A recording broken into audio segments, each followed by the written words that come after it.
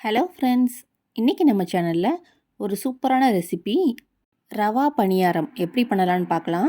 இது பண்ணுறதுக்கு ரொம்ப நேரம்லாம் அவசியம் இல்லை, 10லேருந்து 15 நிமிஷத்துலேயே இது நம்ம பண்ணிடலாம். வாங்க எப்படி பண்ணலான்னு பார்க்கலாம். அதுக்கு முன்னாடி நம்ம சேனலை சப்ஸ்கிரைப் பண்ணாதவங்க சப்ஸ்கிரைப் பண்ணிக்கோங்க. அப்படியே பக்கத்தில் இருக்க பெல் ஐக்கானையும் கிளிக் பண்ணிவிடுங்க.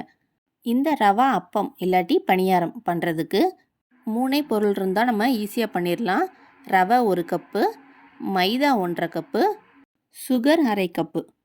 அடுத்ததாக வாசனைக்காக நம்ம இப்போ ஏலக்காய் பவுடர் சேர்க்க போகிறோம்.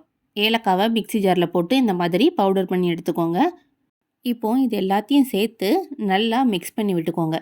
அடுத்ததாக காய்ச்சி நல்லா ஆற வச்ச பால் இருக்கும் இல்லையா, அதை இப்போ 1 கப்பு உள்ளே சேர்த்துக்க போகிறோம்.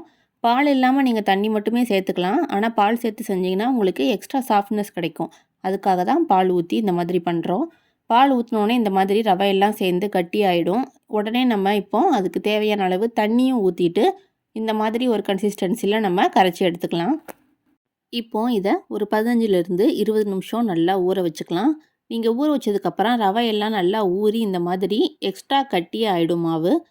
கரெக்டாக பார்த்தீங்கன்னா உங்களுக்கு இட்லி மாவு பதத்துக்கு இருக்கணும். அதுதான் கரெக்டான கன்சிஸ்டன்சி. இப்போது ஸ்டவ் ஆன் பண்ணி கடாய் வச்சுக்கோங்க. கடாய் சூடாகும், அதில் எண்ணெய் சேர்த்துக்கோங்க. எண்ணெய் நல்லா சூடாகி வரவும் நம்ம கரைச்சி வச்சுருந்த அந்த மாவை எடுத்து அப்படியே பொறுமையாக உள்ளே சேர்த்துக்கோங்க. அப்போனா தான் உங்களுக்கு நல்லா ரவுண்ட் ஷேப்பில் கிடைக்கும். நீங்கள் வேகமாக ஊற்றுனீங்கன்னா ஷேப்பு கொஞ்சம் டிஃப்ரெண்ட்டாக இருக்கும். அது ஒன்றும் பிரச்சனை இல்லை. இந்த மாதிரி பொறுமையாக ஊற்றுனீங்கன்னா ரவுண்ட் ஷேப்பில் கிடைக்கும். ஸ்டவ்வை மீடியம் ஃப்ளேம்லேயே வச்சுக்கோங்க.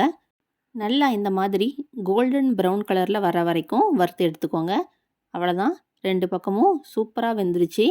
பாருங்கள், பார்க்குறதுக்கே நல்லா கிறிஸ்பியாக சூப்பராக ரவா பனியாரம் ரெடி ஆயிடுச்சு. பாருங்கள், இப்போ நம்ம பிரித்து பார்க்கும்போதே உங்களுக்கு தெரியும் சூப்பராக உள்ளே வெந்திருக்கு. டேஸ்ட்டும் ரொம்ப நல்லாயிருக்கும். கண்டிப்பாக நீங்களும் இதே மாதிரி செஞ்சு பாருங்கள். செஞ்சு பார்த்துட்டு எப்படி இருந்துச்சுன்னு சொல்லுங்கள்.